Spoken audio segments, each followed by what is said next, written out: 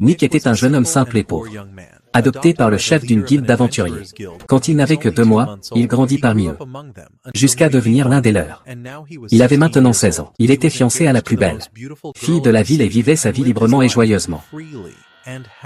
Un jour, son père adoptif s'assit avec lui et lui dit que le temps des plaisanteries était révolu. Il lui dit qu'il l'avait recueilli, alors qu'il était un nourrisson, mais que maintenant, à 16 ans, il devait compter sur lui-même.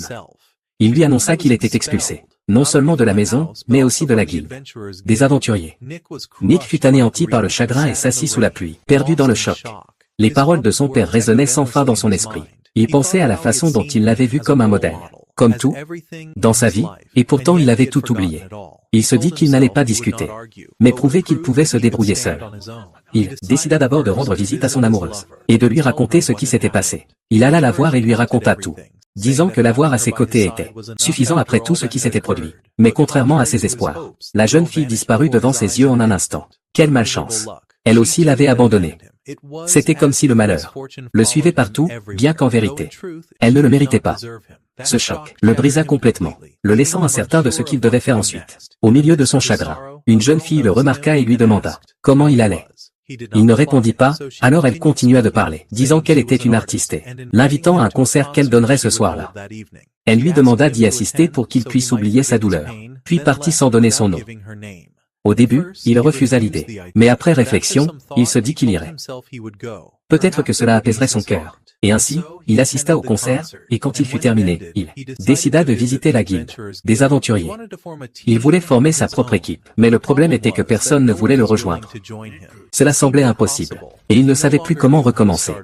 Se sentant piégé et désespéré, il est allé à une taverne pour boire et oublier, quand soudain, il a entendu le barman dire que 3 clients ne trouvaient pas de table où s'asseoir, chacun étant venu seul. Alors le barman a dit qu'il les installerait avec le jeune homme. Déjà présent, il parlait bien de Nick.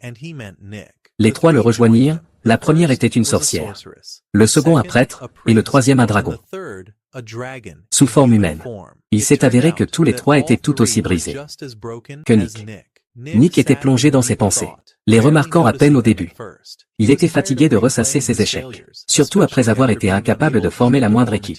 Il ne savait plus quoi faire de sa vie. Alors il leva sa tasse et la but d'un trait. À ce moment précis, les 4 parlèrent en même temps, déclarant qu'ils ne feraient plus jamais confiance à personne. Quelle étrange coïncidence. Il semblait qu'ils étaient tous brisés de la même manière. Ils furent surpris par les paroles des autres. Et après un bref silence, ils décidèrent que chacun raconterait son histoire pour alléger un peu leur fardeau. L'idée plut à tous, et la première à partager son histoire fut Tiana, la sorcière. Elle leur raconta qu'elle avait été une élève exceptionnelle à l'Académie de magie, toujours tenue d'obtenir la première place chaque année parmi ses pairs. Tous ses professeurs étaient fiers d'elle, et elle-même se sentait fière pour 2 raisons. La première était qu'elle connaissait un grand succès dans sa vie, et la seconde était qu'elle était fiancée à l'homme qu'elle aimait le plus au monde, Alex. Elle l'aimait plus qu'elle ne s'aimait elle-même. Elle est allée le rencontrer au restaurant où ils avaient toujours l'habitude de s'asseoir ensemble. Mais à sa grande surprise, il était assis avec une autre fille. Elle ne montra aucune inquiétude, et s'assit à côté de lui comme d'habitude, lui demandant ce qui n'allait pas. Pourquoi il était en retard et pourquoi il n'était pas venu la chercher à l'école. Alex se mit en colère et dit, « Pourquoi devrais-je? Tu veux que je vienne te regarder, recevoir des éloges des professeurs encore une fois. Ça suffit déjà, nous savons tous que tu es la meilleure, et qu'il n'y a personne comme toi. » Tiana ne pouvait pas comprendre son étrange comportement. Alors elle commença à lui raconter sa journée, mais il ne montra aucun intérêt. Puis la fille à ses côtés parla d'un ton arrogant, disant qu'elle s'appelait Lynn, qu'elle appartenait à une famille très riche, et qu'elle était plus âgée qu'elle. Elle traita même Tiana de pauvre fille. Alex l'interrompit et dit qu'il avait entendu dire que Tiana avait harcelé Lynn à l'école. Tiana fut choquée par ces mots, et essaya d'expliquer que rien de tel ne s'était jamais produit. Mais il l'interrompit de nouveau, disant que les gens se moquaient de lui à cause de leur relation. Il disait que sa bien-aimée était talentueuse et intelligente, tandis que lui était inutile et un échec. Pour être clair, il lui dit qu'il n'était pas du même niveau, et qu'il avait décidé de rompre leur fiançailles et d'épouser Lynn. À la place, il lui dit d'aller trouver sa propre vie loin de lui. Quel traître, ces mots la frappèrent au cœur comme la foudre et elle ne put répondre. Elle quitta l'endroit en silence, sans dire un seul mot.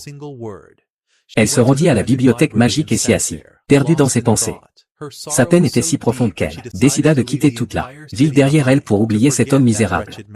Puisqu'elle vivait seule dans une autre ville, elle devait travailler et gagner de l'argent pour survivre. Elle loua une petite maison et tout ce qui restait était de trouver un emploi. Elle chercha partout mais fut rejetée partout. Les gens croyaient qu'elle était une fille gâtée d'une famille respectable qui ne pourrait jamais supporter la difficulté du travail manuel. Elle resta ainsi, jusqu'à ce qu'elle atteigne la cité du labyrinthe.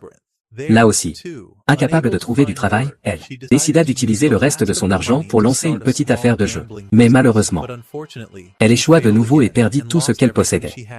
Elle était complètement brisée, incapable de payer son loyer. Ne sachant pas d'où viendrait son prochain repas ou sa boisson. Finalement, elle se retrouva dans le restaurant où Nick était assis. Et le reste de l'histoire leur était déjà connu.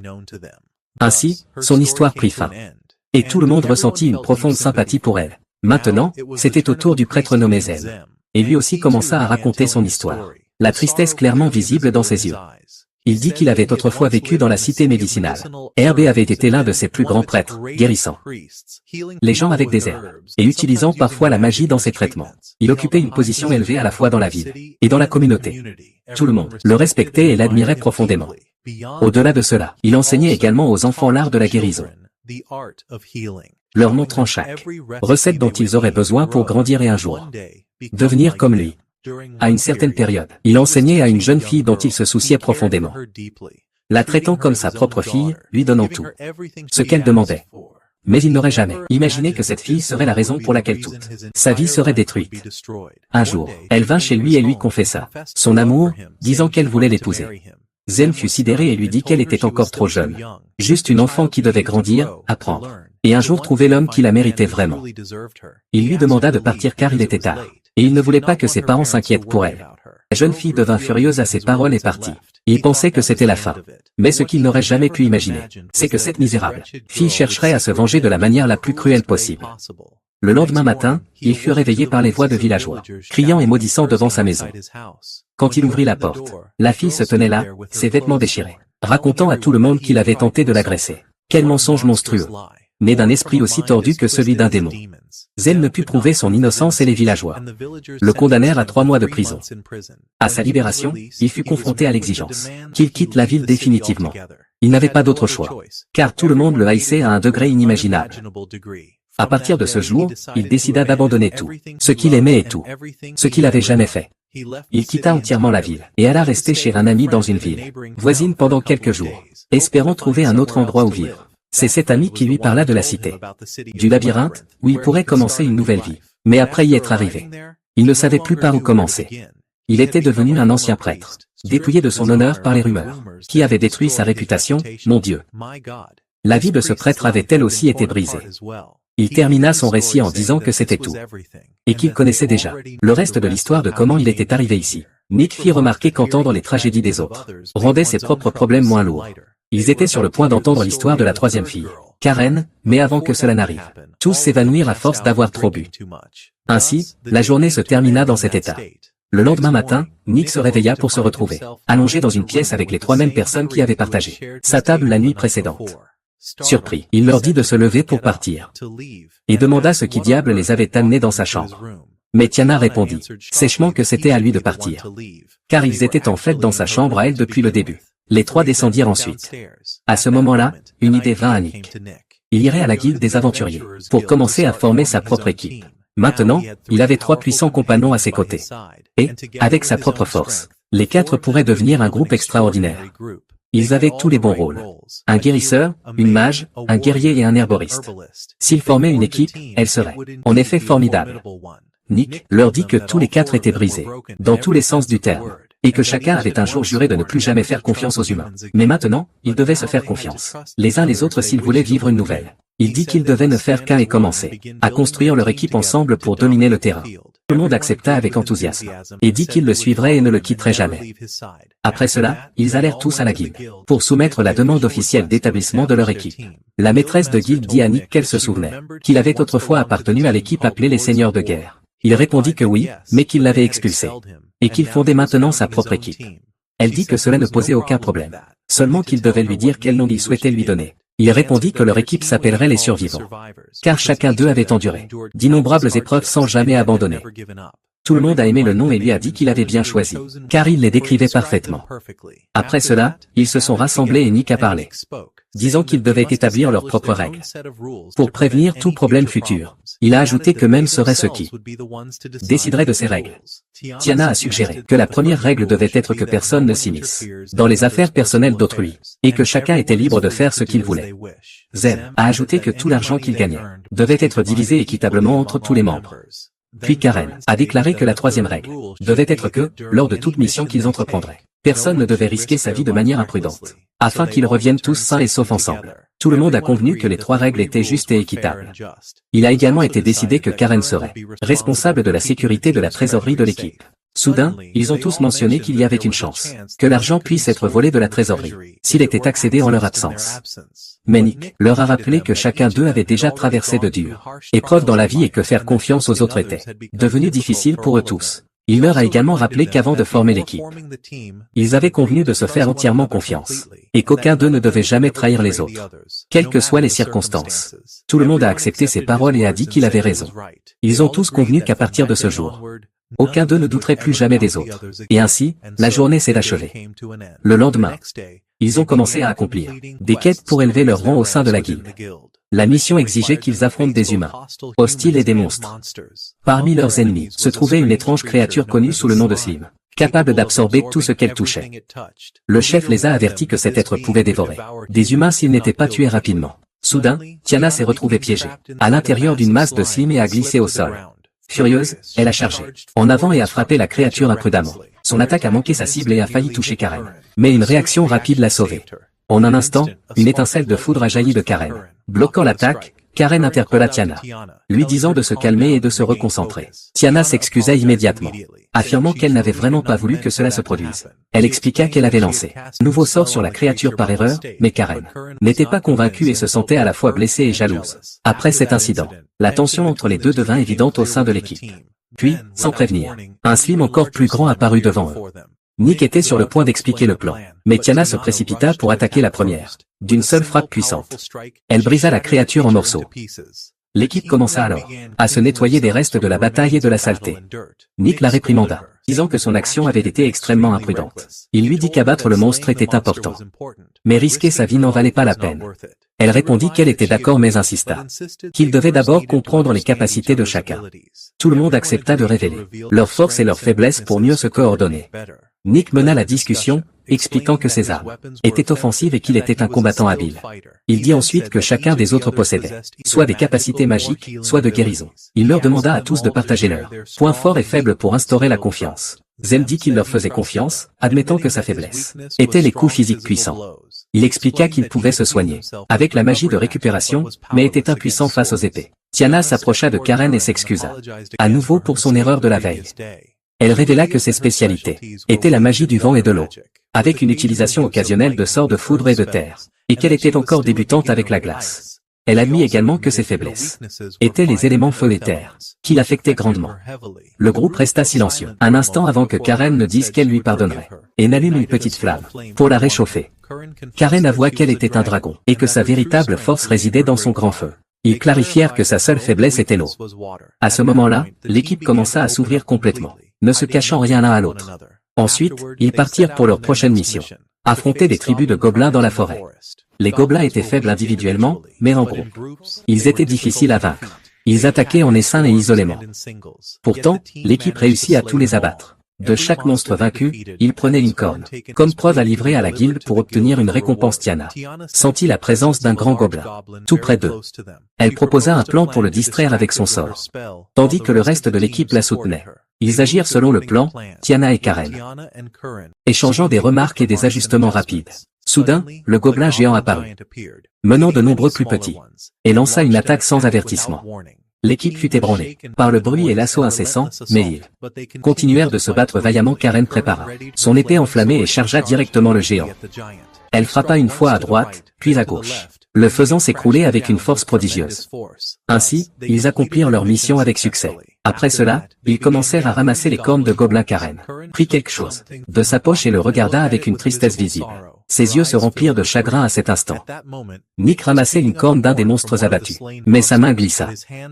Et il tomba juste sur elle par accident le pendentif que Curon tenait tomba de sa main et se brisa devant eux. Nick s'excusa rapidement, disant qu'il n'avait pas voulu tomber sur elle, mais Curon était furieuse. Alors elle commença à leur raconter son histoire. Elle dit que son histoire avait commencé un jour où elle marchait à travers le marché et vit un magnifique collier qui attira son regard. Mais le problème était que le collier était très cher et qu'elle n'avait pas assez d'argent pour l'acheter elle. Décida de le laisser et de s'éloigner, mais le marchand l'appela et l'accusa d'avoir rayé le collier, disant qu'elle devait le payer. Karen fut choquée et jura qu'elle n'avait rien fait. Mais l'homme insista et dit qu'il la laisserait l'acheter à moitié prix.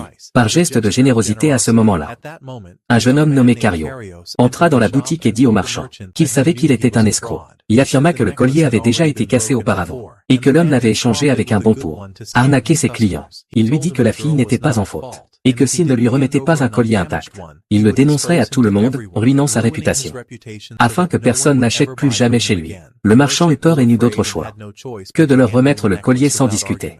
Karen partit avec Cario et ils commencèrent à discuter et à faire connaissance. Elle était folle de joie de ce qu'il avait fait pour elle. Quand elle rentra chez elle, elle ne pouvait s'empêcher de penser à lui et réalisa que ses sentiments commençaient à pencher vers lui. Karen possédait une gemme connue sous le nom de joyau cœur de dragon, la chose la plus précieuse qu'elle possédait, car c'était un cadeau du chef de sa tribu.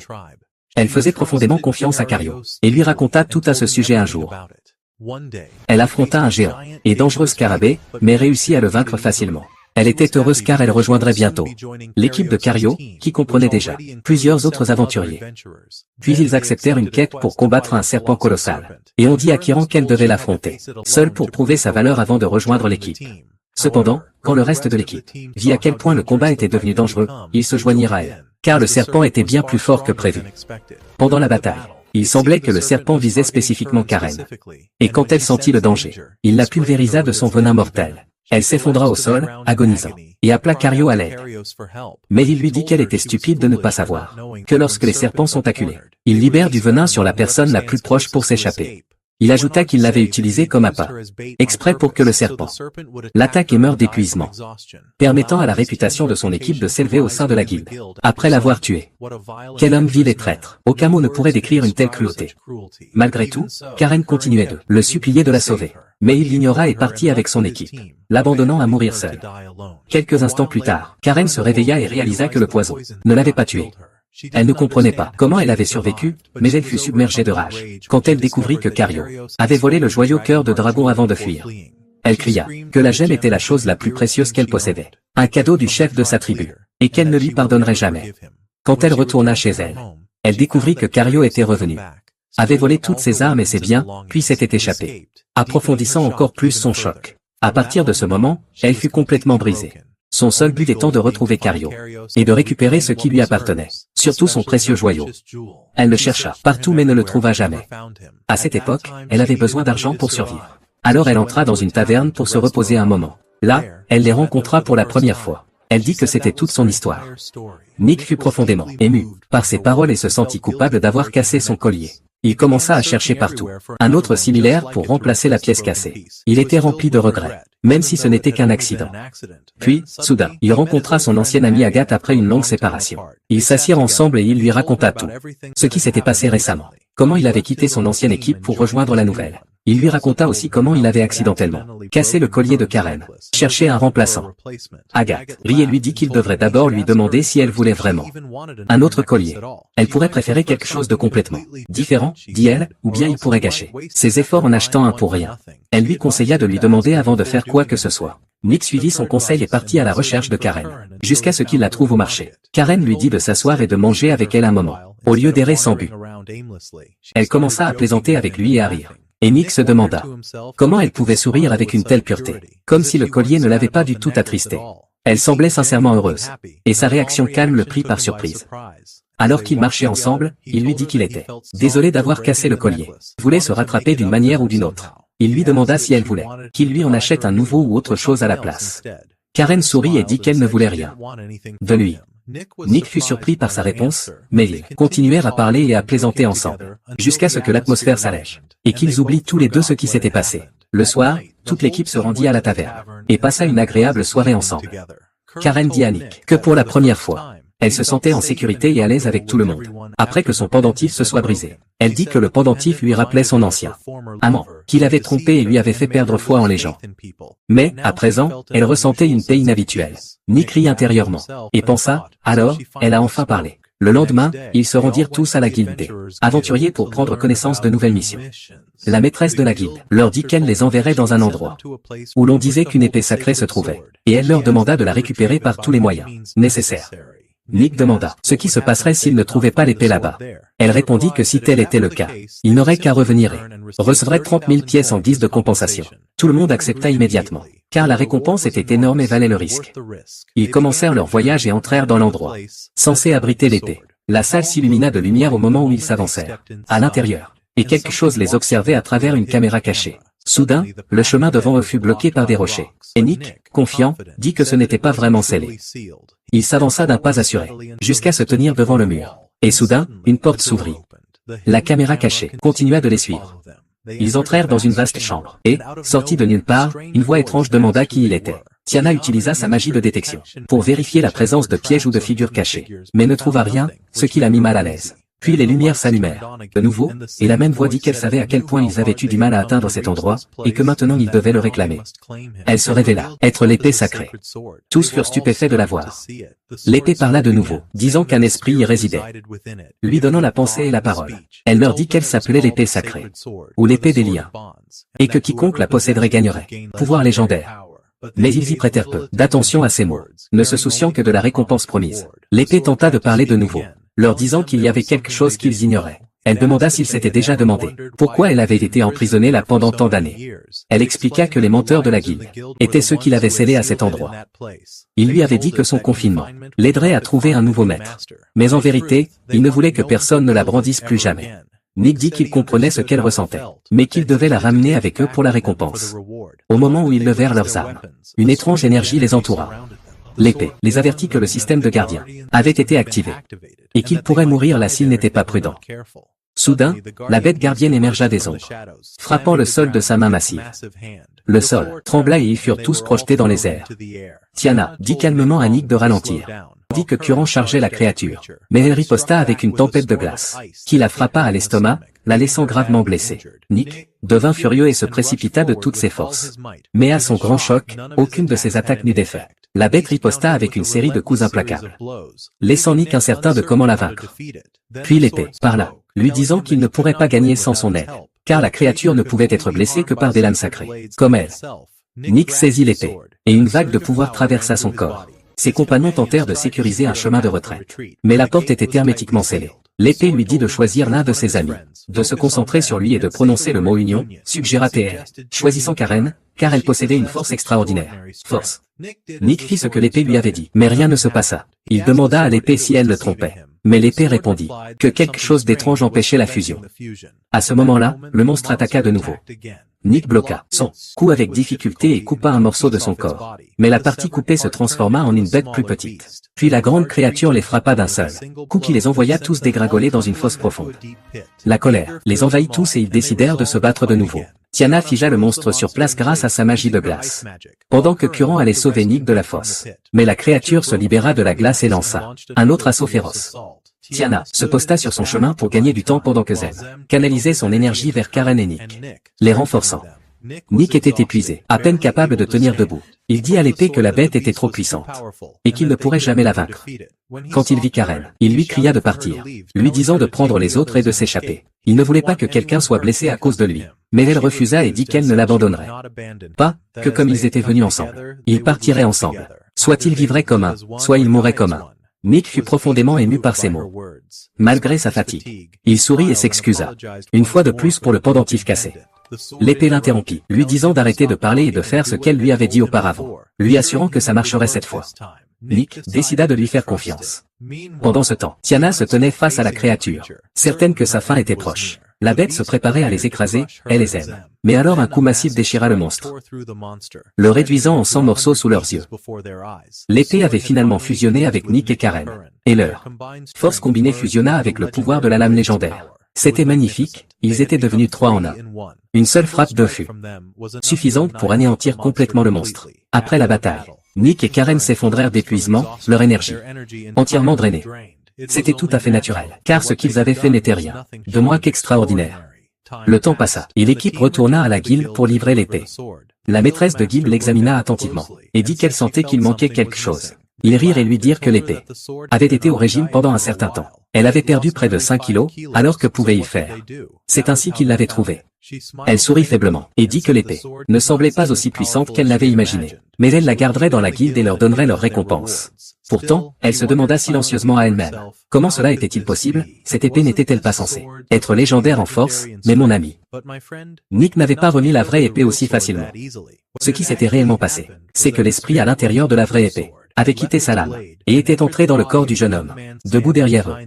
Ainsi, l'épée que la guilde avait reçue était un faux, vide de toute énergie réelle. Le nouveau jeune homme commença à parler comme une épée vivante, et était sur le point de révéler le plan de Nick.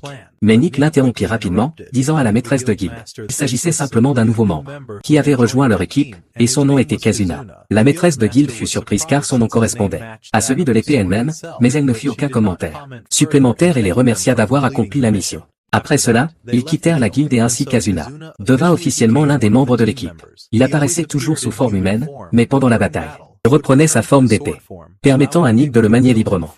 De cette façon, l'équipe avait non seulement accompli sa mission et gagné sa récompense, mais avait également gardé l'épée sacrée pour elle-même. Quels aventuriers malins ils étaient! Ils rentrèrent chez eux et divisèrent la récompense, également entre eux, comme l'exigeaient les lois de leur équipe. Kazuna reçut aussi sa part, et ils commencèrent à lui enseigner toutes les règles de leur groupe. Maintenant qu'il était l'un des leurs, ils l'invitèrent à se joindre à eux pour célébrer le succès de la mission. Mais il refusa et décida plutôt d'accompagner Tiana dans son propre voyage.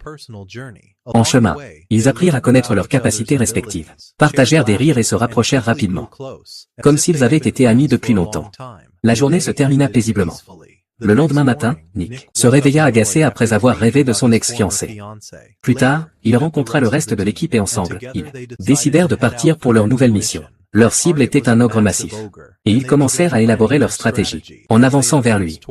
Mais soudain, Karen et Kazuna se précipitèrent toutes deux vers l'ogre, sans attendre que le plan ne commence. Karen s'arrêta à mi-chemin, mais Kazuna continua d'avancer sans hésitation. L'ogre le remarqua et tenta de frapper, mais Kazuna resta complètement imperturbable. Il ne comptait simplement sur personne ni sur rien. Il bloqua les attaques avec aisance, puis créa de multiples copies de lui-même, encerclant l'ogre de toutes parts. D'un seul coup puissant, il abattit la créature, la mettant inconsciente en un instant. Quel incroyable combattant il était, Nick s'approcha de lui, stupéfait, disant qu'il était vraiment incroyable, bien que lui-même ressentait une étrange faiblesse dans son corps, même s'il n'avait pas combattu.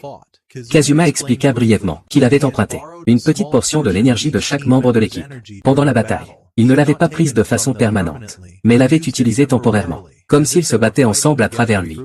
Tout le monde était fasciné et dit que sa capacité à se dédoubler était vraiment extraordinaire. Il sourit et leur dit que ce n'était pas tout. Il pouvait aussi communiquer avec eux par télépathie, voyant des instructions pendant le combat sans jamais parler à voix haute. Ils furent tous sidérés par ses pouvoirs, et convinrent qu'il était une légende, dans tous les sens du terme. Au même moment, la scène se déplaça vers un homme nommé Léon, qui était emprisonné dans une cellule.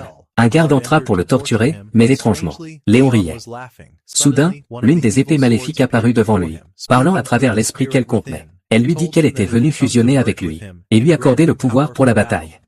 Quel événement dangereux! Léon possédait désormais des capacités similaires à celles de Kazuna lui-même. La guerre à venir ne serait pas facile du tout. Pendant ce temps, le reste de l'équipe passait leur soirée dans un restaurant. Amusant, l'atmosphère était légère et joyeuse. Izuna errait tranquillement non loin de là, puis, sorti de nulle part, un tigre massif et féroce apparut devant eux. Personne n'eut besoin de le dire. Cette bête n'était autre que Léon, maintenant fusionné avec l'épée maléfique. Au même moment, l'équipe était assise dans une salle de jeu quand l'un des joueurs, en colère après avoir perdu, sortit en trombe. Mais au moment où il sortit, il vit des foules courir à l'intérieur, criant qu'un monstre approchait. Léon, dans son état transformé, entra et les gardes essayèrent de l'arrêter. Il leur dit de s'écarter, affirmant qu'il ne voulait blesser personne. Il expliqua qu'il n'était venu que pour une seule personne, Nick, et qu'il l'emmènerait paisiblement. Il semblait être celui qui possédait le pouvoir de l'épée de lumière, Kizuna.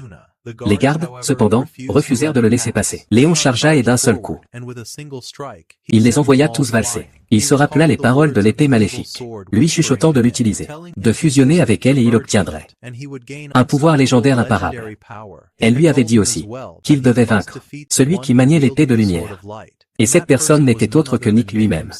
À ce moment, tous les gardes de la prison s'étaient rassemblés, sentant quelque chose d'étrange se produire à l'intérieur, mais Léon mania l'épée du mal et déclencha une explosion qui déchira la prison. La destruction se répandit partout et son seul but était d'atteindre Nick. Il se dirigea ensuite vers Tiana, furieux, et exigea de savoir si elle faisait partie de l'équipe de ce chien, celui nommé Nick. Il lui cria de lui dire où il se trouvait avant qu'il ne la tue. La jeune fille trembla et dit qu'elle n'avait rien à voir avec lui du tout. Elle essaya de gagner du temps, espérant le retarder assez longtemps pour garder Nick en sécurité, car elle réalisa que Léon était beaucoup plus fort que lui. Pendant ce temps, Nick se tenait à côté de Kazuna. Regardant les gens courir en panique, il immédiatement réalisa qu'un monstre rôdait dans les parages, et décida de foncer immédiatement pour sauver tout le monde. Au même instant, Léon menaçait Tiana de mort, mais elle se souvint de tous les doux moments partagés avec Nick, et refusa de révéler sa localisation, coûte que coûte. Elle se mit à rire de manière moqueuse pour le dérouter, déclara qu'elle détestait Nick autant que lui. Elle prétendit que si elle savait où il se trouvait, elle lui aurait dit dès le début, et puis elle continua en disant qu'elle et Léon étaient pareils, tous deux ayant perdu toute foi en l'humanité à cet instant précis. Elle s'empara d'un dispositif d'éclairage, et le frappa de toutes ses forces à la tête. Il hurla de douleur et s'effondra, inconscient, au sol. Quel coup astucieux de Tiana. Elle tenta de s'enfuir pour prévenir Nick. Mais Léon reprit rapidement conscience. Il souleva une table, et l'abattit avec force sur elle, la projetant au sol, la laissant dans l'agonie. Il s'approcha et lui dit que tout ce qui se passait maintenant était de sa faute. Elle appela faiblement à l'aide, mais personne ne répondit. Léon se dressa au-dessus d'elle et dégaina son épée, prêt à lui porter le coup de grâce. Ce devait être son dernier instant. Mais est-ce vraiment arrivé? Jamais, à la dernière seconde, Nick arriva sur les lieux. Il s'avança d'un pas assuré, et dit qu'elle aurait dû appeler à l'aide plus tôt. Puis il regarda Léon et lui dit de se préparer. Sa fin était venue. Une telle confiance rayonnait de sa voix. Soudain, l'épée sacrée et l'épée du mal parlèrent en même temps, il devint évident qu'elles s'étaient affrontées maintes fois par le passé. L'épée du mal intima à sa rivale de battre en retraite, avant de connaître sa perte. L'épée sacrée répliqua que ce jour ne serait pas synonyme de destruction, mais une épreuve. Léon sourit d'un air moqueur, et dit à Nick de reculer avant qu'il ne le tue aussi. Mais Nick ignora chaque avertissement et avança avec détermination. À cet instant précis, l'épée du mal fusionna complètement avec Léon, et une terrifiante lumière rouge jaillit de lui.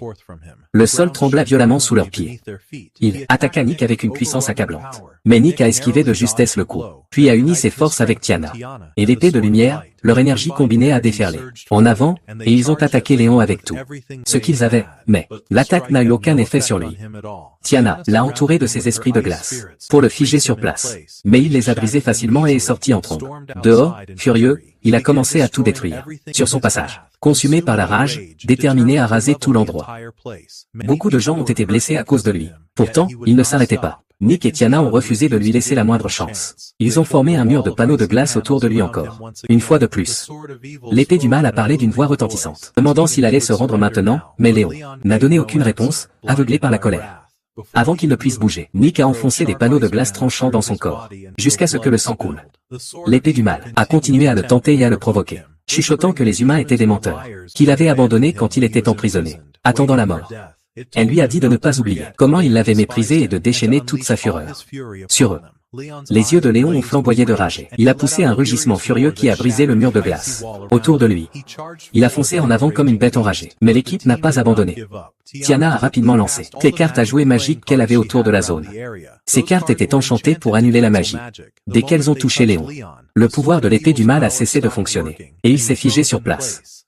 Tiana a souri et a dit à Nick que les cartes à jouer les avaient vraiment sauvés, et qu'elle n'aurait jamais imaginé quelle serait la clé de leur survie ce jour-là. À ce moment-là, les gardiens de prison sont arrivés et ont capturé Léon une fois de plus, le ramenant à sa cellule. Il s'est assis là en silence, les yeux lourds de tristesse, tandis que les souvenirs de son passé lui revenaient en tête, comment il avait été trahi par tant de gens en qui il avait autrefois confiance.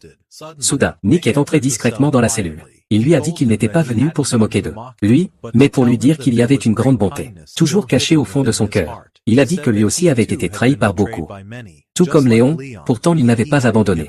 Il a choisi de suivre le chemin du bien, en faisant ce qui apportait la paix à son cœur. Il lui a dit de faire de même, de suivre ce chemin, et de croire qu'il ne le regretterait jamais. Il a ajouté que lorsque Léon quitterait cet endroit, il devrait commencer une nouvelle vie et qu'un jour, il prierait pour qu'il trouve le réconfort, et qu'il se débarrasse de la douleur de son passé. Léon a été profondément ému par ces paroles, et lui a dit qu'il avait raison, que lorsqu'il quitterait cet endroit, il suivrait vraiment le chemin du bien. Et ainsi la journée s'est terminée.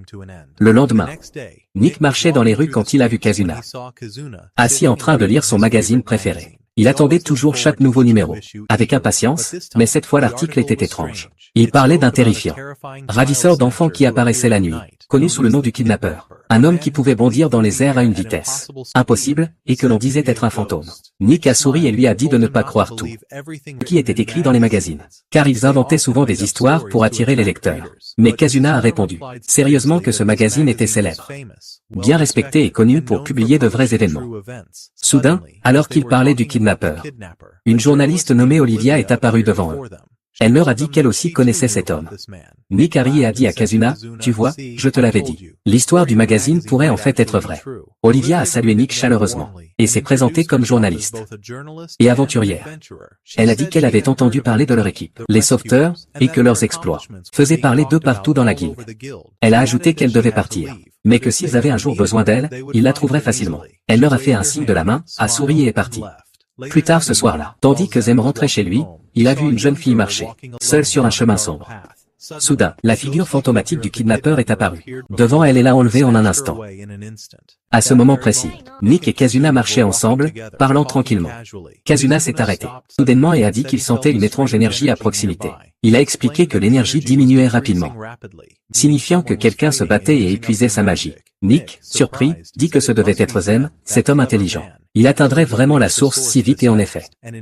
Ils arrivèrent sur les lieux et trouvèrent Zem, essayant désespérément de protéger la fille du ravisseur fantomatique. Nick se précipita et attaqua directement le spectre avec son épée. Le fantôme fut choqué et demanda comment il pouvait voir son corps, alors qu'il était invisible. Nick sourit et dit simplement qu'il pouvait devenir un fantôme, tout comme lui, et à ce moment-là, il se transforma. Kazuna commença à se dédoubler, frappant de toutes les directions. Mais aucune de leurs attaques ne semblait blesser la créature. Elle était sur le point de déchaîner un puissant coup. Mais soudain, le fantôme recula et rit d'un air moqueur. Il dit que Nick ne le vaincrait jamais, et qu'il se retirerait pour l'instant car il n'avait aucun intérêt à se battre. Puis il disparut dans l'obscurité à une vitesse stupéfiante. Après cela, Nick et Kazuna emmenèrent la fille dans un endroit sûr pour qu'elle puisse se reposer. Ils lui demandèrent son nom, sa famille et ce qui s'était passé. Elle leur dit que sa mère était toujours honnête et ne mentait jamais. Ils furent perplexes et demandèrent ce qu'elle voulait dire par là, disant qu'ils ne comprenaient pas. Elle expliqua que sa mère avait déjà vu le ravisseur et avait essayé de l'attraper. Sa mère sortait chaque nuit à sa recherche, sachant qu'il n'apparaissait que dans l'obscurité. Elle dit que sa mère était certaine que toutes les disparitions récentes étaient causées par lui, mais personne ne l'avait cru. Zem lui dit qu'il la croyait car il l'avait vue de leurs propres yeux. La fille sourit doucement et dit que son nom était Rina, et que sa mère avait en effet affronté le ravisseur, mais avait été vaincue et hospitalisée, avec de graves blessures. Puis elle regarda Zem, et lui demanda de l'entraîner, disant qu'elle voulait devenir assez forte pour combattre le mal et le vaincre, tout comme il l'avait fait d'autrefois. Mais Zem refusa, et lui dit non, qu'il n'entraînerait plus jamais personne, surtout des jeunes filles de son âge. Il lui dit de rester loin de lui car il n'avait toujours pas oublié ce qui s'était passé dans son passé. Nick le regarda en silence et pensa en lui-même qu'il avait raison. Ce qui lui était arrivé n'était pas quelque chose de facile à oublier. Puis il se tourna vers Rina et lui dit qu'en ce moment, leur priorité était de capturer le kidnappeur, le plus tôt possible. Kazuna sourit avec confiance et dit, « Ne t'inquiète pas, mon ami, celui-là, c'est pour nous. » Après cela, l'équipe se rendit à la guilde des aventuriers pour recevoir leur prochaine mission. La tâche consistait à capturer un fugitif recherché. Et le maître de guilde leur dit que s'il réussissait, il gagnerait 300 000 pièces. Il les avertit de ne pas sous-estimer la cible, car personne n'avait jamais réussi à le capturer auparavant. Tout le monde dans la guilde les encouragea pour leur courage, leur serrant la main avec enthousiasme, fiers de leur réputation grandissante. Mais dans un coin de la salle, il y avait un homme chauve, seul, le visage empli d'irritation. Il dit d'un ton moqueur qu'il n'était encore que des enfants, et qu'il était impossible pour eux d'attraper un tel homme. Il leur dit qu'il ne serait jamais capable de le maîtriser. Tiana devint furieuse à ces mots, et lui dit de se taire et de s'occuper de ses affaires, car c'était leur travail. Et il savait exactement ce qu'ils faisaient. Elle ajouta que son échec à capturer l'homme ne signifiait pas qu'ils échoueraient aussi. L'homme rit et dit, « Très bien, s'il l'attrape vraiment, il leur donnera tout son argent. » Une promesse qu'il jura de tenir. et cette somme s'élevait à 50 000 pièces. Tout le monde fut excité par le défi. Et ils se mirent en route ensemble pour commencer à chercher l'homme recherché, tenant sa photo dans leurs mains. Ils arrivèrent dans une étrange zone bondée de personnes malades. L'air lourd et la puanteur insupportable. Un homme s'approcha d'eux et leur demanda où ils allaient, les avertissant de ne pas entrer, car l'endroit était extrêmement dangereux. Ils le remercièrent pour l'avertissement mais continuèrent leur chemin. Soudain, un groupe de voyous apparut et bloqua leur chemin. Avant que quiconque ne puisse parler, Karen se précipita et abattit 2 d'entre eux d'un coup. Un coup puissant, en effet, Nick s'empara du 3e homme et le plaqua au sol, tandis que Kazuna mettait fin au combat instantanément. Vraiment, ces 4-là étaient des légendes dans tous les sens du terme. Après cela, Nick attrapa l'un des hommes et commença à l'interroger, jusqu'à ce qu'il obtienne toutes les informations dont ils avaient besoin. Ils continuèrent à descendre le sombre couloir, jusqu'à ce qu'ils débouchent sur une vaste zone ouverte, où les gens luttaient pour respirer, au milieu de l'air pollué et des étranges émanations. Ils réalisèrent que quelque chose de terrible s'était passé là. Finalement, ils trouvèrent l'homme qu'ils cherchaient. Nick lui dit de venir tranquillement ou par la force. L'homme rit et lui dit d'oublier ça, qu'il ne partirait jamais avec eux. Mais Kazuna se tenait déjà derrière lui et l'attrapa avant qu'il ne puisse faire un seul pas. Quelle intelligence et quelle rapidité. Il ne lui laissa aucune chance de s'échapper. Ils capturèrent facilement et étaient sur le point de partir lorsqu'un docteur, nommé Nelgarva, apparut et demanda où ils emmenaient son patient. L'homme supplia le docteur de le sauver, disant qu'il était malade et avait besoin de traitement. Mais Nick expliqua calmement la situation. Le docteur dit que cet homme était sous sa garde, et qu'il souffrait d'une grave maladie, qui nécessitait qu'il reste et termine son traitement. Nick répondit que le traitement n'avait aucun sens, car l'homme finirait en prison. De toute façon, et là il ne ferait que souffrir, encore et mourir lentement. À ce moment-là, l'homme perdit tout espoir et dit faiblement qu'il devait l'emmener. Zem se tourna vers le docteur et demanda s'il était vraiment aussi compétent qu'il le prétendait, ayant travaillé dans de nombreux endroits. Alors il devait sûrement avoir entendu parler du kidnappeur. Le docteur se figea et dit qu'il n'avait jamais entendu parler d'une telle personne. Mais l'homme capturé l'interrompit et dit qu'il savait quelque chose. Il leur dit qu'il soupçonnait que la journaliste était la kidnappeuse, car il avait remarqué son comportement étrange et certaines choses qui le rendaient de plus en plus méfiant. Nick se figea sur place et dit que si elle était une journaliste au comportement étrange, alors ce devait être Olivia. Immédiatement, ils livrèrent l'homme à la guildée, reçurent leur récompense. Ils avaient gagné la totalité des 300 000 pièces. Et Tiana a également remporté son pari, recevant les 50 000 pièces de l'homme chauve. Tout le monde était ravi de cette généreuse récompense. Mais Nick ne pensait pas à l'argent. Ce qui l'occupait était le mystère de la ravisseuse. Il a regardé autour de lui et a vu Olivia assise à proximité. Il a dit à ses amis qu'il sentait qu'elle pourrait être celle qu'il cherchait. Ils lui ont demandé s'il était sûr. Et il a répondu qu'il n'était pas certain, mais qu'il devait le confirmer lui-même. Il s'est approché d'elle avec un léger sourire, et a dit qu'il la voyait souvent donner des bonbons aux enfants. Et il lui a demandé si elle savait que c'était le même stratagème que la ravisseuse utilisait pour tromper et enlever les enfants. Il l'a fixé intensément, disant que chaque indice pointait directement vers elle. Olivia s'est figée, visiblement secouée, son expression se crispa. Puis, sans avertissement, elle a bondi dans les airs et a disparu avec une vitesse étonnante. Nick est resté là, stupéfait par son incroyable capacité. Il s'est dit, maintenant, c'est confirmé. Elle est vraiment la ravisseuse. Avant qu'il ne puisse se remettre de son choc, une femme d'apparence forte est entrée dans la pièce. Elle a demandé s'ils étaient l'équipe connue sous le nom des survivants. Puis elle a continué, disant qu'elle leur devait sa gratitude pour avoir sauvé Rina, sa fille. Elle leur a également dit qu'ils ne pourraient pas affronter le ravisseur facilement, car il était bien plus fort qu'ils ne l'imaginaient, grâce à son pouvoir d'invisibilité. Elle a expliqué qu'elle avait autrefois été membre des Chevaliers du Soleil, mais avait quitté le groupe pour chercher le ravisseur, elle-même, recueillant beaucoup d'informations sur lui, malheureusement. Quand elle l'a affronté, elle avait été sévèrement battue. Nick l'a remercié pour son conseil, et lui a dit qu'il s'entraînerait, jusqu'à devenir assez fort, pour le surpasser. Ils se sont ensuite assis ensemble, discutant de leur prochaine étape. Nick a dit qu'ils devaient le capturer dès que possible, mais qu'ils avaient besoin d'un moyen d'annuler sa magie d'invisibilité. Puis la mère de Rina a sorti un petit appareil qui ressemblait à un stylo, et leur a dit de le tenir et de prononcer le mot Ignition, tout en se concentrant sur sa signification. Nick essaya et une petite flamme vacilla à son extrémité, comme la lumière d'une bougie. Il dit, d'un ton moqueur, c'est tout ce que ça fait. Elle sourit et lui dit que lorsqu'elle l'activerait, il verrait des flammes capables de remplir une pièce entière. Et elle leur dit qu'à partir de ce jour, elle serait responsable de leur entraînement. Elle les entraînerait jour et nuit, jusqu'à ce qu'ils soient vraiment prêts à affronter le ravisseur. En effet, la mère de Rina commença à les entraîner, jour et nuit sans pitié. L'équipe endura son régime rigoureux, inlassablement, ne montrant jamais de fatigue ni de plainte. Chaque jour qui passait les rendait plus forts et plus vifs. Un jour, une jeune fille marchait, seule quand le ravisseur apparut soudainement et la saisit. Il ne savait pas que Kazuna et le reste de l'équipe étaient à proximité, entièrement préparés pour ce moment précis. Zem s'avança d'un air moqueur, attirant l'attention du fantôme, et lui disant que le moment était venu pour lui de rencontrer Nick. Le fantôme choisit de fuir sans prévenir, et disparut de la zone en un instant. Nick remarqua rapidement que cette silhouette n'était pas Olivia, car sa carrure était plus grande et plus large que la sienne. Kazuna souligna que l'homme utilisait plusieurs sorts à la fois, une compétence seulement possible.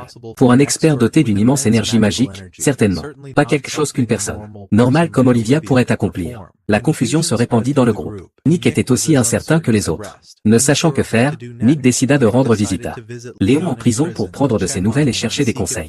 Qui pourrait dissiper ses doutes? Il trouva Léon en bonne forme, et ils parlèrent ouvertement de la mission.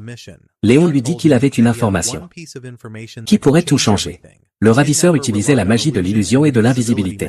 Il expliqua que briser cette magie exigeait de prononcer le vrai nom du lanceur de sorts. Et une fois ce nom prononcé, l'illusion s'effondrerait entièrement. Il dit que c'était une connaissance ancienne et fiable. Nick se sentit rassuré et réalisa qu'il était peu probable qu'Olivia soit leur véritable cible. Le lendemain, alors que Nick et son équipe marchaient, Olivia les a surpris par une attaque soudaine. Elle a tenté de frapper Nick avec sa magie, mais chaque tentative a échoué, car il a bloqué et esquivé chacune avec précision. Kazuna est intervenu et a mis fin à la confrontation. Olivia a parlé rapidement et passionnément, expliquant que les accusations portées contre elle étaient un malentendu. Elle a dit que son nom avait été utilisé par un autre criminel, qui lui avait attribué ses crimes. Elle a admis qu'elle avait fui auparavant parce qu'elle craignait que personne ne la croirait, mais maintenant elle se tenait avec eux pour prouver son innocence et aider à capturer le vrai coupable. Nick a accepté de la laisser rejoindre l'équipe temporairement, à une condition: ils doivent trouver le vrai criminel, par tous les moyens nécessaires. Ils ont poursuivi leur mission vers un village voisin, où des rapports avaient fait état de la mort d'une fille 2 jours plus tôt, dans des circonstances mystérieuses. Personne ne connaissait la cause de sa mort. Les villageois ont dit que le ravisseur en était la cause, et la partie la plus étrange était que les traits du visage de la fille avaient complètement disparu. Nick a examiné le cercueil avec soin, cherchant le moindre signe, jusqu'à ce qu'il trouve une gemme scintillante sous le corps. L'équipe s'est regardée, se demandant quel genre de gemme c'était et comment elle était liée à ce qui s'était passé. Il s'est avéré que la gemme était une pierre magique, connue sous le nom de gemme d'illusion, capable de tromper son porteur en lui faisant voir tout ce qu'il désirait. C'était ce pouvoir qui avait effacé les traits du visage de la fille. L'équipe avait constamment brisé de telles gemmes, et celle-ci tenait à peine. Si elle se brisait, le visage de la fille redeviendrait normal. Mais qui l'avait réellement tué restait un mystère. Zem a continué d'examiner le corps, et leur a dit qu'il avait découvert la cause du décès. La fille avait pris des substances toxiques qui transformaient son corps, et il y avait des signes clairs de torture. Il semblait que quelqu'un l'avait kidnappée et soumise à d'horribles expériences. Il a dit qu'il n'y avait qu'une seule personne en ville, connue pour enlever et torturer des enfants de cette manière. Le ravisseur, quel homme ignoble et dégoûtant, Zem continua: maintenant, je sais exactement qui il est. Le groupe fut choqué et demanda comment il savait, mais Zem les désigna vers son emplacement. Nick agit immédiatement, le frappant et le forçant à rester à cet endroit précis. L'un d'eux demanda pourquoi il était si pressé, et ce qui n'allait pas, alors que l'homme semblait toujours confus et essayait d'attaquer quiconque se trouvait devant lui, mais il échoua. Continua à le frapper à plusieurs reprises, l'accusant d'avoir kidnappé des enfants, d'avoir mené de sordides expériences, et de les avoir infectés avec de terribles maladies. Au moment où il prononça le nom de l'homme, Nalgarva, la magie qui le liait fut dissipée, confirmant ce que Léon avait dit. L'homme avoua d'une voix tremblante qu'il n'était pas surpris d'être découvert. Il dit qu'il savait que Zem, étant lui-même prêtre, le reconnaîtrait. Puis, il admit tout. Oui, il dit que c'était lui qui avait enlevé les enfants et avait pratiqué ces horribles expériences sur eux. Nick demanda pourquoi il avait fait cela. Qu'est-ce qui pouvait le pousser à torturer et assassiner des enfants si cruellement? Suppliait une réponse, juste pour retrouver la paix de l'esprit. À présent, Garva parut affligé. Puis, il se jeta soudainement sur Nick avec férocité. Une explosion suivit, les projetant tous deux au sol, tandis que des parties du plafond s'effondraient, et ils tombèrent au niveau inférieur du bâtiment. Là-bas, le prêtre se retrouva encerclé par le feu. L'équipe de Zem lui fit face, et déclara puisqu'il ne voulait pas parler, il parlerait pour lui. Ce qui s'était passé, c'est que sa fille avait vu un jour le corps de l'une de ses victimes expérimentales, qui souffrait d'une maladie grave.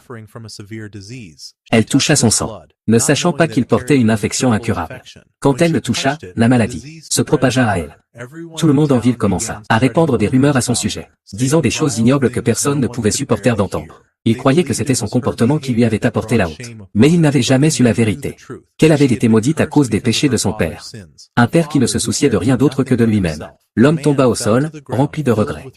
Il dit que sa fille était morte et qu'il n'avait pas pu la sauver. Et ce qui le blessait le plus, c'était les cruels. Ce que les gens disaient à son sujet. Il ne cessait de souiller son nom et son honneur. Pourtant elle était plus pure que quiconque. Pris de rage, il décida que tout le monde devrait éprouver la même souffrance qu'il avait endurée. Il a kidnappé des jeunes filles de son âge et les a infectées, avec la même maladie, et les a vues mourir facilement.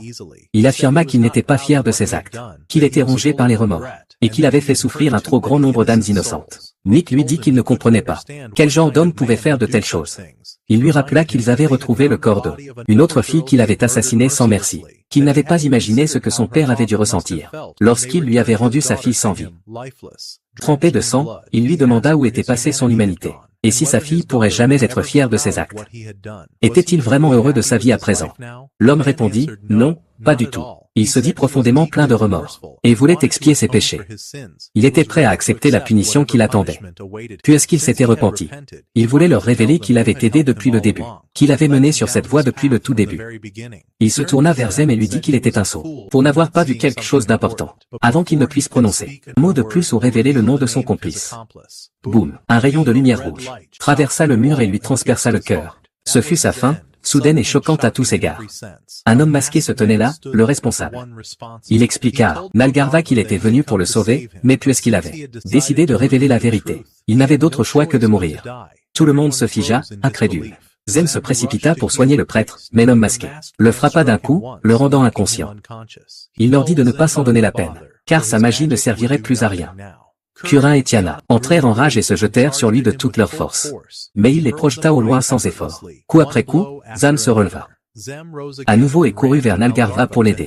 Mais l'homme agonisant lui dit de soigner ses amis d'abord, que son heure était déjà venue.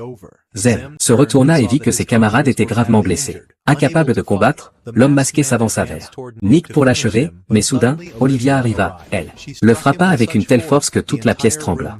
Oui, elle était venue, celle qui se dresserait contre lui, l'homme masqué. Il l'attaqua aussi avec son épée, mais elle fut plus rapide. Elle bougea autour de lui et frappa une fois, deux fois, trois fois, brisant sa garde. Elle se battit habilement, pourtant, à son grand choc, il se soigna instantanément. Complètement indemne. Olivia n'en revenait pas. À ce moment-là, Nick et Tiana unirent leurs pouvoirs et lancèrent un assaut combiné.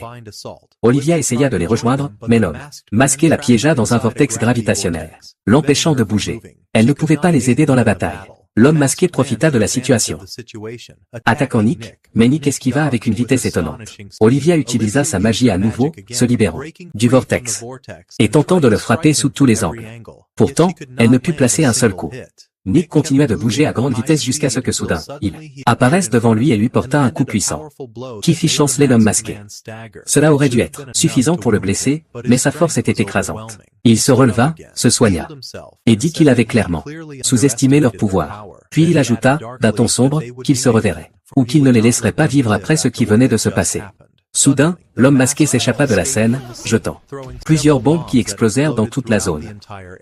Nick et son équipe réussirent à survivre au tout dernier moment, aucun d'eux n'étant blessé par l'explosion. Ils se précipitèrent pour vérifier le prêtre blessé, tandis que Zen commença à utiliser la magie de guérison pour le sauver, mais les organes vitaux de l'homme étaient gravement endommagés, et il était clair que c'en était fini pour lui. Alors, Garva prit une profonde inspiration et lui dit de ne plus essayer. Il dit que son heure était venue, qu'il allait enfin revoir sa fille, et qu'il quitterait ce monde compte. Il leur demanda de quitter les lieux et de sauver leur vie, de ne pas le pleurer, car il avait ôté trop de vies innocentes déjà. Tout le monde fut ému par ces derniers mots. Ils sont partis le cœur lourd. La tristesse se lisait sur leur visage. Les compagnons de Nick lui ont dit de laisser tomber, qu'il avait fait tout ce qu'il pouvait pour sauver l'homme. Il n'y avait rien de plus qu'ils puissent faire maintenant, et ce qui importait le plus, c'est qu'ils avaient arrêté le ravisseur, et mis fin à sa menace. Olivia a répondu que ce n'était pas encore fini. Elle leur a rappelé le démon, qui avait tout orchestré en coulisses. Cet homme masqué était bien trop dangereux, et il ne faisait aucun doute qu'il préparait d'autres méfaits. Elle a dit qu'il devait l'arrêter avant qu'il ne poursuive ses vils crimes et ne prenne d'autres vies innocentes. Mais qui était cet homme masqué? Quel serait son prochain coup? Et pourrait-il l'arrêter à temps? C'est ce que nous découvrirons dans la saison 2, une fois qu'elle arrivera enfin. Et c'est tout pour l'instant, mon ami. Si tu as aimé la vidéo, n'oublie pas de laisser un pouce bleu, de la partager et de t'abonner. Reste au top comme toujours, à la prochaine. Puis ils se sont déplacés ensemble pour commencer la recherche de l'homme recherché, tenant sa photo dans leurs mains. Ils sont arrivés dans une étrange zone bondée de malades. L'air lourd et la puanteur insupportable. Un homme les a approchés et leur a demandé où ils allaient, les avertissant de ne pas entrer, car l'endroit était extrêmement dangereux. Ils l'ont remercié pour l'avertissement, mais ont poursuivi leur chemin.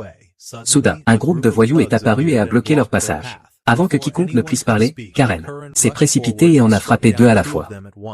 Un coup puissant, en effet, Nick a attrapé le 3e homme et l'a plaqué au sol, tandis que Kazuna a mis fin au combat instantanément. Vraiment, ces 4-là étaient des légendes dans tous les sens du terme. Après cela, Nick a attrapé l'un des hommes et a commencé à l'interroger, jusqu'à ce qu'il obtienne toutes les informations dont ils avaient besoin. Ils ont continué dans le couloir sombre, jusqu'à ce qu'ils débouchent sur une vaste zone ouverte, où les gens luttaient pour respirer. Au milieu de l'air pollué et des étranges émanations, ils ont réalisé que quelque chose de terrible s'était produit là. Finalement, ils ont trouvé l'homme qu'ils cherchaient, car Nick lui avait dit de venir calmement ou par la force. L'homme rit et lui dit d'oublier ça, qu'il n'irait jamais avec eux, mais Kazuna était déjà debout, derrière lui et l'attrapa avant qu'il ne puisse faire un seul pas. Quelle intelligence et quelle rapidité. Il ne lui laissa aucune chance de s'échapper. Ils le capturèrent facilement et s'apprêtaient à partir quand un docteur, nommé Nelgarva, apparut et demanda où ils emmenaient son patient. L'homme supplia le docteur de le sauver, disant qu'il était malade et avait besoin de traitement. Mais Nick expliqua calmement la situation. Le docteur dit que cet homme était sous ses soins et qu'il souffrait d'une grave maladie, qui nécessitait qu'il reste pour terminer son traitement. Nick répondit que le traitement était inutile, car l'homme finirait en prison. De toute façon, et là, il ne ferait que souffrir, encore et mourir lentement. À ce moment-là, l'homme perdit tout espoir et dit faiblement qu'il devait l'emmener. Zen se tourna vers le docteur et demanda s'il était vraiment aussi compétent qu'il le prétendait, ayant travaillé dans de nombreux endroits. Alors il devait sûrement avoir entendu parler du kidnappeur. Le docteur se figea et dit qu'il n'avait jamais entendu parler d'une telle personne. Mais l'homme capturé l'interrompit et dit qu'il savait quelque chose. Il leur dit qu'il soupçonnait que la journaliste était le kidnappeur, car il avait remarqué son comportement étrange et certaine, chose qui le rendait de plus en plus méfiant. Nick se figea sur place, et dit que si elle était une journaliste au comportement étrange, alors ce devait être Olivia, immédiatement. Ils livrèrent l'homme à la guildée, reçurent leur récompense. Ils avaient gagné les 300 000 pièces en entier. Et Tiana gagna aussi son pari, recevant les 50 000 pièces de l'homme chauve. Tout le monde était ravi de la généreuse récompense. Mais Nick ne pensait pas à l'argent. Ce qui occupait son esprit était le mystère du kidnappeur. Il regarda autour de lui et vit Olivia assise à proximité. Il dit à ses amis qu'il sentait qu'elle pourrait être celle qu'il cherchait. Ils lui demandèrent s'il était sûr. Et il répondit qu'il ne l'était pas certain, mais qu'il devait le confirmer lui-même. Il s'approcha d'elle avec un léger sourire, et a dit qu'il la voyait souvent donner des bonbons aux enfants. Et il a demandé si elle savait que c'était la même ruse que le ravisseur utilisait pour tromper et enlever des enfants. Il la fixait intensément, affirmant que chaque indice pointait directement vers elle. Olivia s'est figée, visiblement secouée, son expression se durcissant.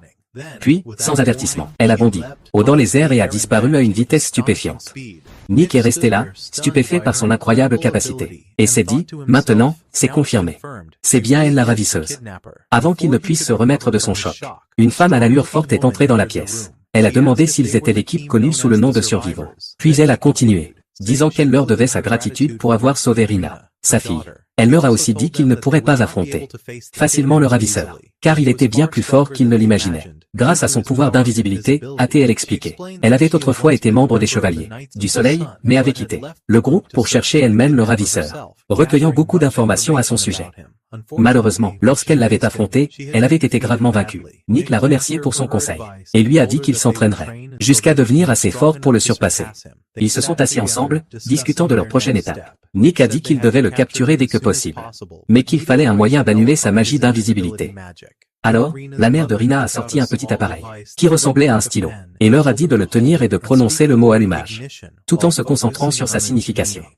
Nick l'a essayé, et une petite flamme a vacillé à son extrémité, comme la lumière d'une bougie. Il a dit, « Moqueur, c'est tout ce que ça fait ?» Elle a souri, et lui a dit que lorsque ça fonctionnerait dans ses mains, il verrait des flammes capables de remplir une pièce entière. Et elle leur a dit qu'à partir de ce jour, elle serait responsable de leur entraînement.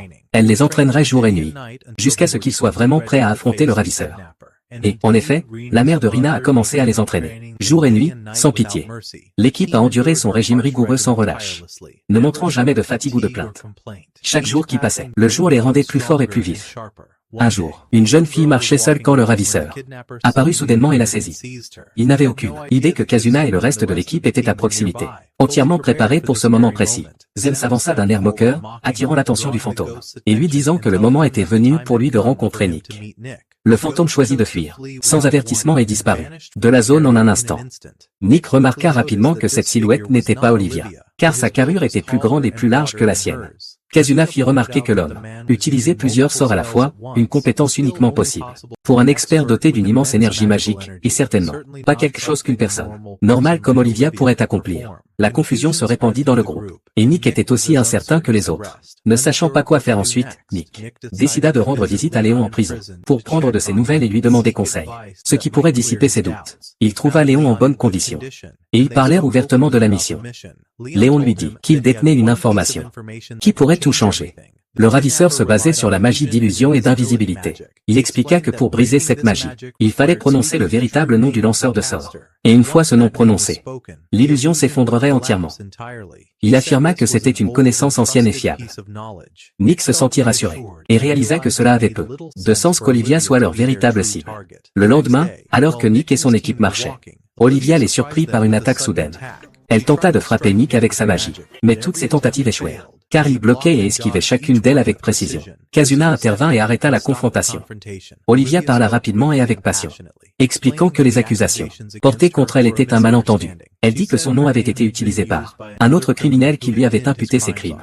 Elle admit qu'elle s'était enfuie, auparavant parce qu'elle craignait que personne ne la croie, mais maintenant elle se tenait là, avec eux pour prouver son innocence, et aider à capturer le vrai coupable. Nick a accepté de la laisser rejoindre l'équipe temporairement, à une seule condition. Ils devaient trouver le véritable criminel par tous les moyens nécessaires. Ils ont poursuivi leur mission vers un village voisin, où des rapports faisaient état de la mort d'une fille, 2 jours plus tôt dans des circonstances mystérieuses.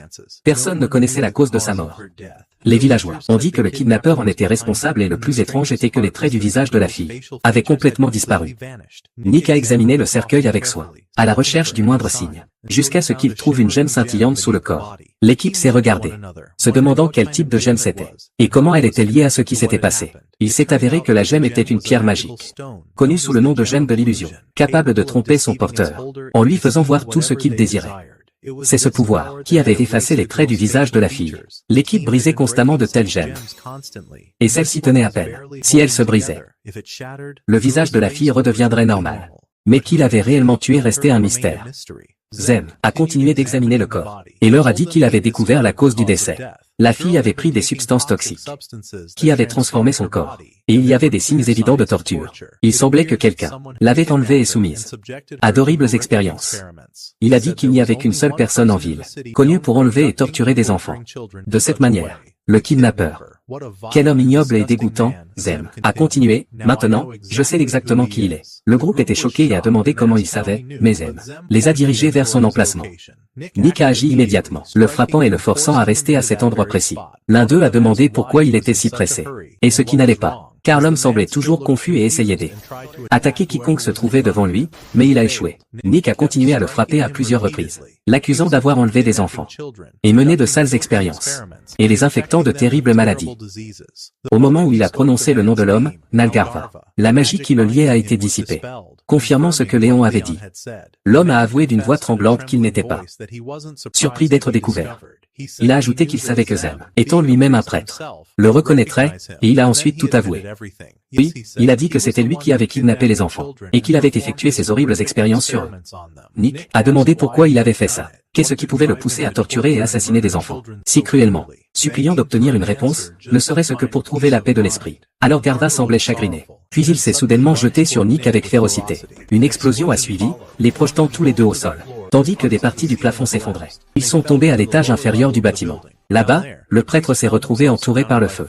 L'équipe de Zem lui a fait face et a dit que puisqu'il ne voulait pas parler, il parlerait pour lui. Ce qui s'était passé, c'était que sa fille avait autrefois vu le corps de l'une de ses victimes d'expérience, qui souffrait d'une grave maladie. Elle a touché son sang, ne sachant pas qu'il portait une infection incurable. Quand elle l'a touché, la maladie s'est propagée à elle. Tous les habitants de la ville ont commencé à répandre des rumeurs à son sujet, disant des choses ignobles que personne ne pouvait supporter d'entendre. Ils croyaient que c'était son comportement qui avait attiré la honte sur elle. Mais ils n'ont jamais su la vérité, qu'elle avait été maudite. À cause des péchés de son père. Un père qui ne se souciait de rien d'autre que de lui-même. L'homme est tombé au sol, rempli de regrets. Il a dit que sa fille était morte et qu'il n'avait pas pu la sauver. Et ce qui le blessait le plus, c'était les choses cruelles que les gens disaient à son sujet. Ils n'ont cessé de ternir son nom et son honneur, même si elle avait été plus pure que quiconque. Dans sa rage, il décida que tout le monde devrait ressentir la même douleur qu'il avait endurée. Il a kidnappé des filles de son âge, les a infectées de la même maladie et les a regardées mourir facilement. Il a dit qu'il n'était pas fier de ce qu'il avait fait, qu'il était plein de remords, et qu'il avait blessé trop d'âmes innocentes. Nick lui a dit qu'il ne pouvait pas comprendre quel genre d'homme ferait de telles choses. Il lui a rappelé qu'ils avaient retrouvé le corps d'une autre fille qu'il avait assassinée sans pitié, qu'il n'avait pas pensé à ce que son père avait dû ressentir lorsqu'on lui avait rendu sa fille. Sans vie, couverte de sang. Il a demandé où était passée son humanité et si sa fille serait un jour fière de ce qu'il avait fait. Était-il vraiment heureux de sa vie maintenant? L'homme a répondu non, pas du tout. Il a dit qu'il était profondément plein de remords et voulait expier ses péchés. Il était prêt à accepter la punition qui l'attendait, puisqu'il s'était repenti. Il voulait leur dire qu'il avait aidé depuis le début, qu'il avait mené sur ce chemin dès le commencement. Il s'est tourné vers Zem et a dit qu'il était un imbécile, de ne pas voir quelque chose d'important, avant qu'il ne puisse dire un autre mot ou révéler le nom de son complice. Boum. Un faisceau de lumière rouge a traversé le mur et lui a transpercé le cœur. C'était sa fin, soudaine et choquante à tous égards. Un homme masqué se tenait là, le responsable. Il a dit à Nalgarva qu'il était venu le sauver mais que, puisqu'il avait décidé de révéler la vérité, il n'avait pas d'autre choix que de mourir. Tout le monde s'est figé d'incrédulité. Zem s'est précipité pour soigner le prêtre, mais l'homme masqué l'a frappé une fois, le rendant inconscient. Il leur a dit de ne pas s'embêter, car sa magie ne ferait rien maintenant. Kurin et Tiana sont devenus enragés et l'ont chargé de toute leur force. Mais il les a projetés au loin sans effort, un coup après l'autre. Zam s'est relevé et a couru vers Nalgarva pour l'aider. Mais l'homme mourant lui a dit de soigner ses amis d'abord, que son heure était déjà venue. Zem s'est retourné et a vu que ses camarades étaient gravement blessés, incapables de combattre. L'homme masqué a avancé vers Nick pour l'achever, mais soudain Olivia est arrivée. Elle l'a frappé avec une telle force que toute la pièce a tremblé. Oui, elle était venue, celle qui s'opposerait à lui. L'homme masqué l'a également attaqué avec son épée. Mais elle était plus rapide. Elle s'est déplacée autour de lui et a frappé une fois, deux fois, trois fois, brisant sa garde. Elle se battit avec brio, pourtant à son grand choc. Il se soigna instantanément, complètement indemne. Olivia n'en revenait pas à ce moment-là. Nick et Tiana unirent leurs pouvoirs et lancèrent un assaut combiné.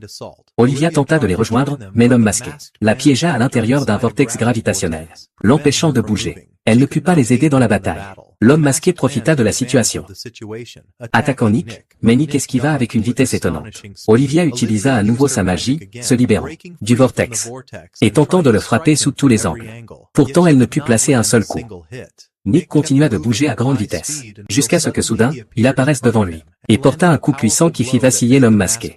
Cela aurait dû être suffisant pour le blesser, mais sa force était écrasante. Il se releva, se soigna, et dit qu'il avait clairement sous-estimé leur pouvoir, puis il ajouta sombrement qu'ils se rencontreraient à nouveau, car il ne les laisserait pas vivre après ce qui venait de se passer. Soudain, l'homme masqué s'échappa de la scène, lançant plusieurs bombes qui explosèrent dans toute la zone. Nick et son équipe réussirent à survivre au tout dernier moment, aucun d'eux n'étant blessé par l'explosion. Ils se précipitèrent pour vérifier le prêtre blessé, tandis que Zem commença à utiliser la magie de guérison pour le sauver, mais les organes vitaux de l'homme étaient gravement endommagés, et il était clair que c'était la fin pour lui. Alors Garva prit une profonde inspiration et lui dit de ne plus essayer. Il dit que son heure était venue, qu'il allait enfin revoir sa fille, qu'il quitterait ce monde en paix. Il leur demanda de quitter les lieux et de sauver leur vie, de ne pas le pleurer, car il avait déjà pris trop de vies innocentes. Tout le monde fut ému par ces derniers mots. Ils partirent le cœur lourd, la tristesse se lisant sur leurs visages. Les compagnons de Nick lui dirent de laisser tomber, qu'il avait fait tout ce qu'il pouvait pour sauver l'homme. Il n'y avait plus rien qu'ils puissent faire maintenant, et ce qui comptait le plus c'était qu'ils avaient arrêté le ravisseur, et a mis fin à sa menace. Olivia a répondu que ce n'était pas encore fini. Elle leur a rappelé le démon qui avait tout orchestré en coulisses. Cet homme masqué était bien trop dangereux, et il ne faisait aucun doute qu'il planifiait encore plus de chaos. Elle a dit qu'il devait l'arrêter avant qu'il ne poursuive ses ignobles crimes et ne fasse plus de victimes innocentes. Mais qui était cet homme masqué? Quel serait son prochain coup? Et pourrait-il l'arrêter à temps? C'est quelque chose que nous découvrirons dans la saison 2, une fois qu'elle arrivera enfin. Et c'est tout pour l'instant, mon ami. Si vous avez apprécié la vidéo, n'oubliez pas de laisser un like, de la partager et de vous abonner. Restez géniaux comme toujours, à la prochaine.